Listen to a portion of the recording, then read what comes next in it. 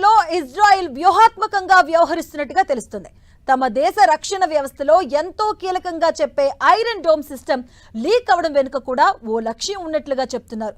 అసలు ఇరాన్ దగ్గరున్న క్షిపణుల శక్తి ఎంత, బాలిస్టిక్ మిసైల్ సామర్థ్యం తెలుసుకునేందుకే ఇలా ఓ ప్లాన్ ప్రకారమే స్కెచ్ వేసినట్లుగా చెప్తున్నారు. ఇందులో నిజమెంత? Watch the story. Israel iron dome leak కారణమేంటి?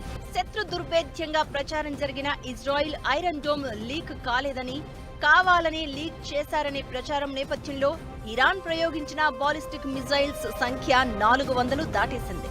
దాంతో పాటే వందల సంఖ్యలో డ్రోన్లు కూడా వార్ జోన్లో ప్రయోగించారు. రైజింగ్ లైన్ ప్రారంభమైన తర్వాత అనేక క్షిపణులను ఇజ్రాయిల్ ఐరన్ డోమ్ అడ్డుకున్నా ఆ తర్వాత మాత్రం ఇరాన్ విజయవంతంగా డ్రోన్లను మిజైల్స్ తో ఇజ్రాయిల్ కీలక స్థావరాలపై దాడులు చేసింది. మరోవైపు ఏ ఐరన్ డోమ్ కూడా 100 పాళ్లు సక్సెస్ కాదు అనడానికి ఇదే నిదర్శనంగా యుద్ధ నిపుణులు చెప్తున్నారు.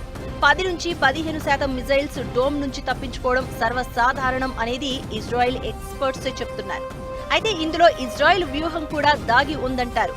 తమ ఐరన్ డోమ్ లీక్ అయిందని కావాలనే తెలిసేలా చేసి ఇరాన్ బాలిస్టిక్ మిజైల్ సంఖ్య తగ్గించడం కూడా అందులో భాగమంటున్నారు.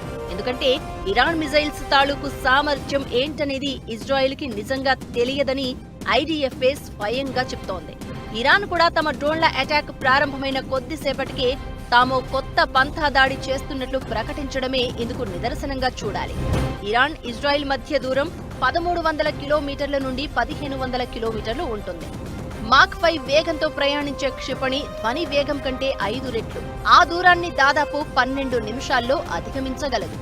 ఈ క్రమంలో ఇరాన్ దగ్గర షార్ట్ రేంజ్ బాలిస్టిక్ మిజైల్ క్షిపణి, medium range ballistic missiles, long range ballistic missiles ఉన్నాయి. వీటిలో ఇప్పటికే short range, medium range ballistic missiles ప్రయోగించినట్లు అంచనా ఉండగా అమెరికా రంగంలోకి దిగే లోపే ఈ ఆయుధ వ్యవస్థ తగ్గిపోతే ఆ తర్వాత ఇరాన్ని సులభంగా మోకాళ్లపై నిలబెట్టవచ్చు అనేది కూడా ఓ వ్యూహంగా చెప్తున్నారు.